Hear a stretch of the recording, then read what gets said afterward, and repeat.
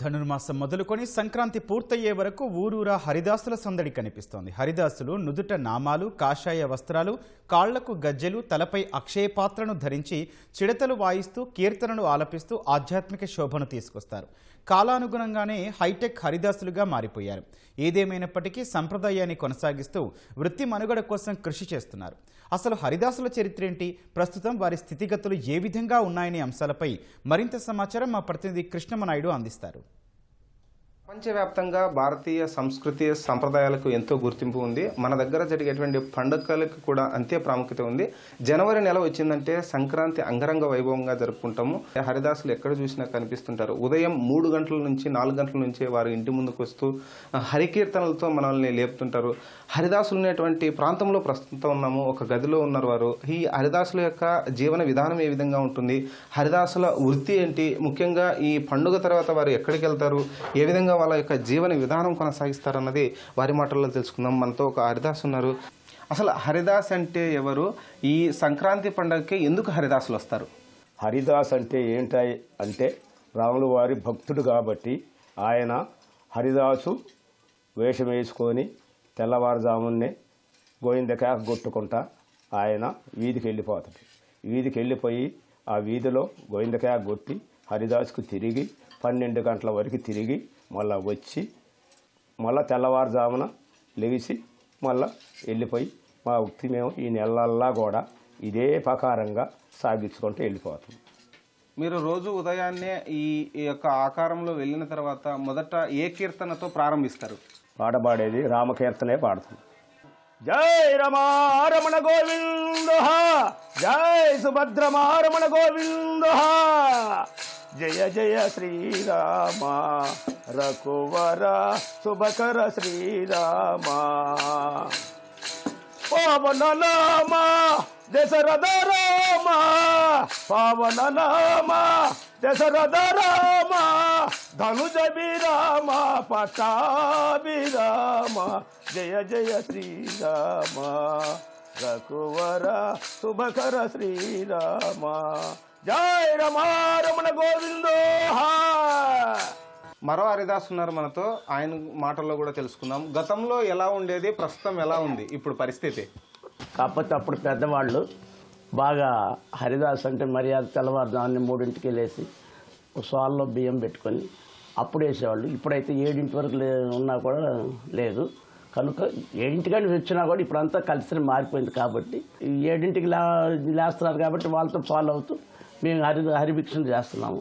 ఉదయాన్నే లేవగానే స్నానం చేసుకొని ఈ యొక్క పలకం దిద్దుకొని ఈ యొక్క అక్షయపాత్ర తలమైన మోపుకొని మేము ఇట్లా చేస్తున్నాం.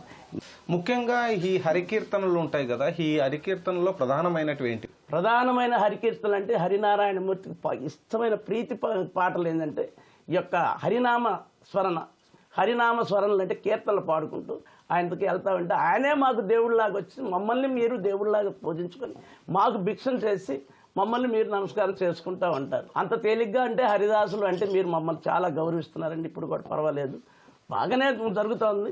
మాకు అప్పుడు ఇప్పుడు ఒకటిగానే కాదు, అప్పుడు తెల్లవారుజాము 3ంటికి వెళ్ళేవాళ్ళు, ఇప్పుడు కాస్త టైమింగ్ మారిపోయింది. చాలా సంతోషం అండి. జై జై శ్రీరామ గోవింద్. మేలుకో శ్రీరామ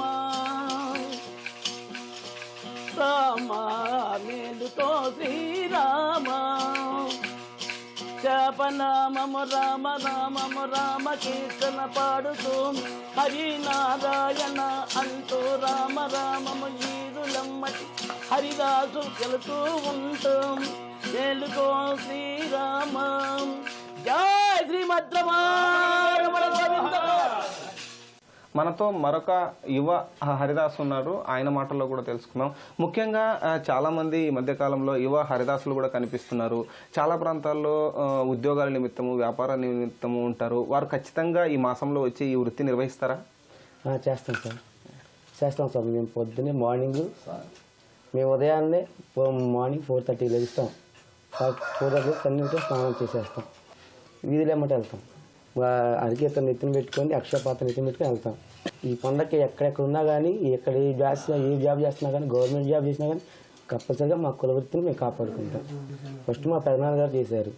మా పెదనాన్నగారు కాలం వెళ్ళిపోయారు. మా పెద్దనాన్న గారు పోతా పోతే మాకు నేర్పించారు. మాకు నేర్పిస్తే మేము ఆ కుల వృత్తిని అట్లాగే చేసుకుంటూ వచ్చేస్తున్నాం, ఎక్కడ పానీయకుండా.